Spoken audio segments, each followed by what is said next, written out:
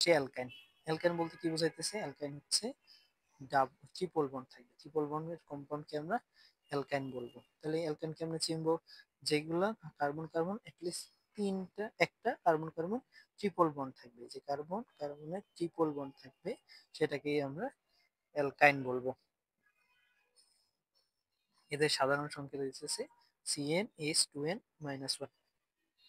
তার মানে যতটা তোমার কার্বন থাকবে, কার্বন যদি n সংখ্যক থাকে, হাইড্রোজেন থাকতেছে তার 2n-2 সংখ্যক। যেমন আমরা যদি এক্সাম্পল নিই, আমরা যদি দুই কার্বনের একটা তোমার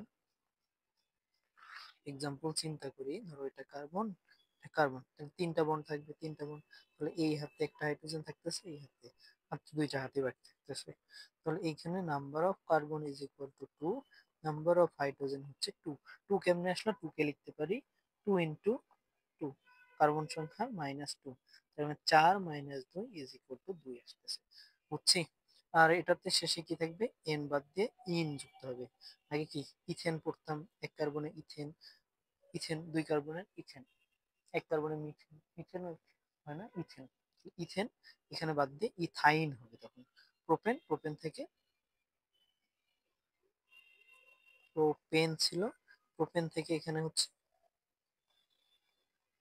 প্রোপাইন, তাহলে আইন অ্যাড হচ্ছে, আইন, আইন অ্যাড করতেছি, আইন অ্যাড করে উচ্চারণের সাথে আমরা এটাকে। আচ্ছা, এক কার্বনের কি সম্ভব? চিন্তা করো তো, এক কার্বনের সম্ভব না, এক কার্বনের সম্ভব না। কেন না? কারণ কি, আমাদের বলছে অ্যাটলিস্ট একটা কার্বন কার্বন দ্বিবর্ণ না, ডাবল বন্ড। আচ্ছা, একটা কার্বনের মাঝে কি ডাবল বন্ড সম্ভব? কখনো সম্ভব? সম্ভব না। এজন্য মিথাইন সম্ভব না। বুঝছি? এই জিনিসটা মাথায় রাখবা। আচ্ছা, এখন দেখি ইথাইনের প্রস্তুতি কেমনে বানাবো, অ্যালকাইনের প্রস্তুতি। তো ফার্স্টে হইতেছে ক্যালসিয়াম কার্বাইড থেকে, ক্যালসিয়াম কার্বাইড থেকে আমরা অ্যালকাইন বানাইতে পারি। তো এর জন্য কি করা লাগবে? ক্যালসিয়াম কার্বাইড CaC2, একে যদি আমরা দুই অণু পানির সাথে মিশায় দেই, তাহলে এ কি করবে? এই ক্যালসিয়াম পানিকে যদি ভাঙো, তাহলে দুই অণু মানে কি, HOH, HOH, ও কি করবে? ও তোমার বন্ডগুলা ভাঙবে, ভাঙ্গে এই যে ক্যালসিয়াম, ক্যালসিয়ামের যোজনী হচ্ছে 2, তো এ দুইটা হাইড্রোক্সাইড নিয়ে তোমার বানাবে CaOH2। ঠিক আছে? তাহলে এখানে বাকি থাকতেছে কি, দুইটা কার্বন থাকতেছে আর দুইটা হাইড্রোজেন। তাহলে এরা মিলে বন্ড করবে, কার্বন দুইটা, তার মানে তিন, এরা তিনটা বন্ডে কনভার্ট হলো, সাথে এই দুইটা অভাগা হাইড্রোজেন এসে অ্যাড হলো। তো এইভাবে কিন্তু রিয়াকশনটা হয়। আচ্ছা, এখন ক্যালসিয়াম হাইড্রোকার্বনেটের প্রস্তুতি একটা আছে, আমি তোমাদের এটা একটু দেখাই। ক্যালসিয়াম অক্সাইড,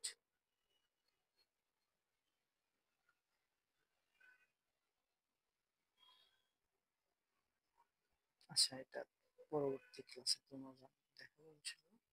আচ্ছা, আজকে এখন অ্যালকাইনের এখন রাসায়নিক ধর্ম, কি কি রাসায়নিক ধর্ম? অ্যালকাইন হচ্ছে ত্রিবন্ধন যুক্ত থাকে, দুটি দুর্বল বন্ধন দিয়ে থাকে।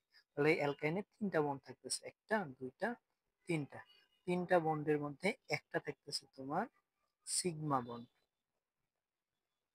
Sigma bond. সিগমা বন্ডের বৈশিষ্ট্য কি? এটা হইতেছে তোমার শক্তিশালী,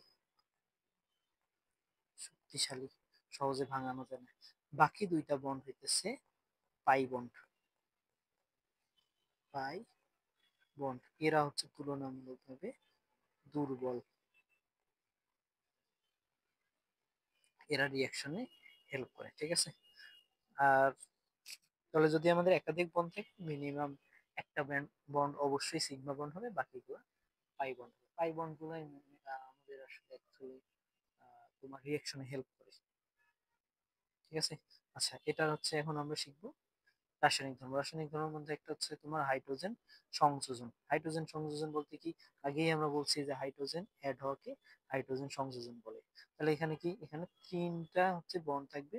যদি আমরা হাইড্রোজেন এর সাথে অ্যাড করি তাহলে আমাদের বিশেষ একটা ক্যাটালিস্ট বা তোমার প্রভাবক লাগবে, নিকেল প্রভাবক, একটা সার্টেন টেম্পারেচার লাগবে।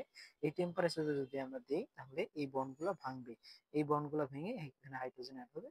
এটাই হচ্ছে নরমালি হাইড্রোজেন অ্যাডিশন রিঅ্যাকশন। আচ্ছা আমরা দেখি, তাহলে এখানে ইথাইন আছে, তিনটা বন্ড আছে, তিনটা বন্ডের মধ্যে একটা হচ্ছে শক্তিশালী সিগমা বন্ড, তাই না? আর দুইটা হচ্ছে পাই বন্ড। তাহলে বাকি হাতগুলোতে হাইড্রোজেন দিয়ে ফিল আপ করি। এখন এখানে আমাদের দুইটা হাইড্রোজেন আছে, তাহলে H H H H.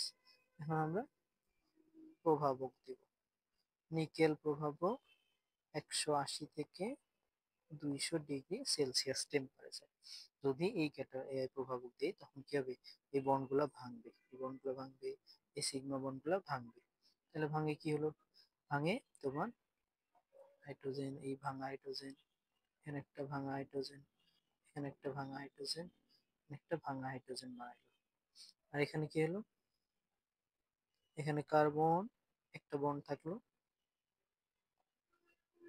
Sigma বন্ডটা থাকলো, বাকি ভাঙা হাত থাকলো। তাহলে এখানে একটা হাত থাকতে, দুইটা হাত করে ভাঙতেছে, এখানে দুইটা হাত ভাঙা। আর এর আগের একটা হাইড্রোজেন ছিল।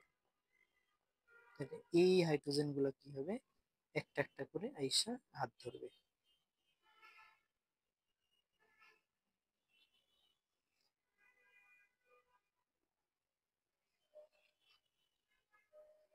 বুঝছো, এমনি আইসা হাত ধরতেছে। তো আলটিমেটলি আমাদের প্রোডাকশন হয়ে যাবে কার্বন বন্ড কার্বন,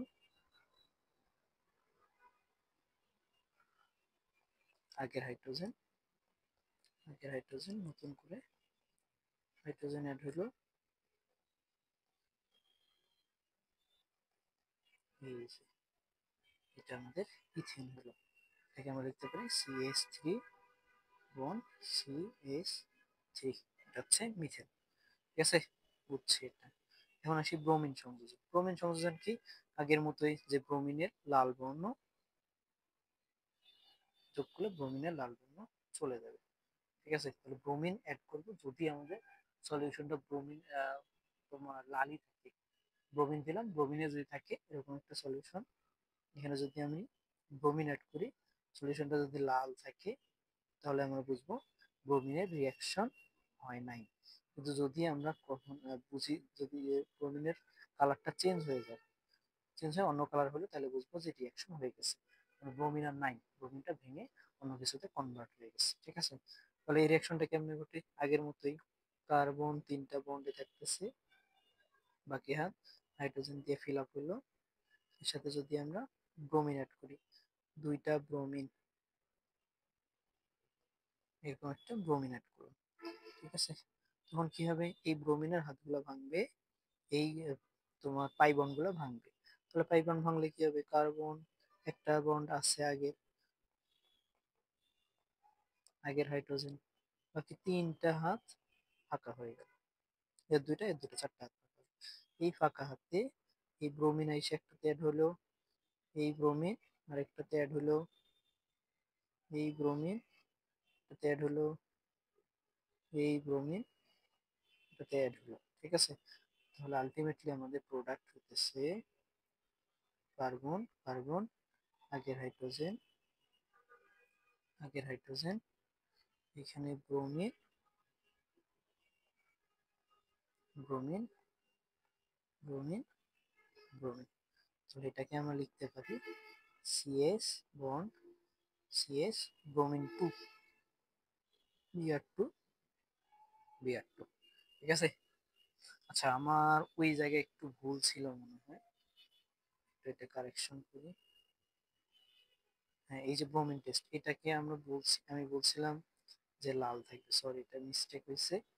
এখানে তোমার ব্রোমিন যদি অ্যাড করব, করার ফলে যদি দ্রবণটা তোমার লাল থেকে যায় তাহলে তো ব্রোমিন রিয়াকশন করে নেই, কারণ যে রঙে দিলাম ওই রঙই থাকলো, তাহলে ব্রোমিন রিয়াকশন করে নেই।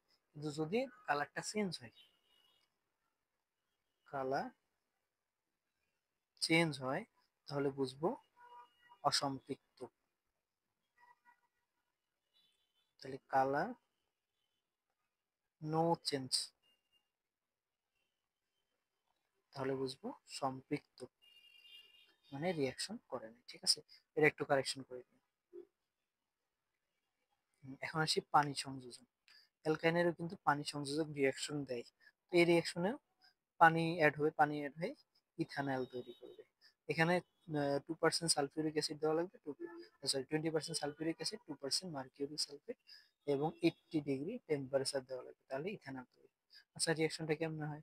তো এইখানে ইথাইন, তিনটা বন্ড, হাইড্রোজেন হাইড্রোজেন, এর সাথে পানি, পানি মানে কি, এইচ ও এইচ। ঠিক আছে, এখন এগুলো সবগুলো যদি আমরা দেই প্রভাবক, প্রভাবক দেওয়া হলে কি হবে, এই বন্ডগুলো ভেঙে যাবে আগের মতো, ভেঙে যায়। এখানে একটা হাত, এখানে একটা হাত, একটা হাত, এখানে একটা হাত বানায় ফেলবে। ঠিক আছে, তো এই হাতে কি হবে, এই দুইটা হাইড্রোজেন এই হাতে চলে যাবে, এই হাইড্রোজেন এই হাতে, এই হাইড্রোজেন এই হাতে চলে গেল। আর কি দেখতেছো, অক্সিজেন। অক্সিজেনে কি দুইটা হাত থাকে না? এই অক্সিজেন আবার কি করবে, এই অক্সিজেন এই দুই হাতটা ধরে ফেলবে। তাহলে আলটিমেটলি আমাদের প্রোডাক্ট কি আসতেছে, সি এইচ, এখানে একটা এইচ ধরলো, একটা এইচ ধরলো, বন্ড সি, এটা আগের এইচ, আর এইখানে দুই হাত দিয়ে অক্সিজেন ধরলো, তাহলে প্রোডাক্ট আসতেছে C H three bond C H. ঠিক আছে, এটাকে ইথানল বলে। এটা হচ্ছে একটা তোমার অ্যালডিহাইড।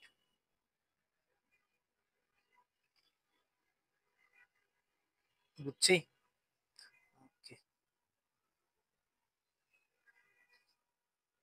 আচ্ছা আজকে এই পর্যন্তই থাক, ইনশাল্লাহ আমরা নেক্সট ক্লাসে দেখা করব। ঠিক আছে, সেই পর্যন্ত তোমরা ভালো থেকো।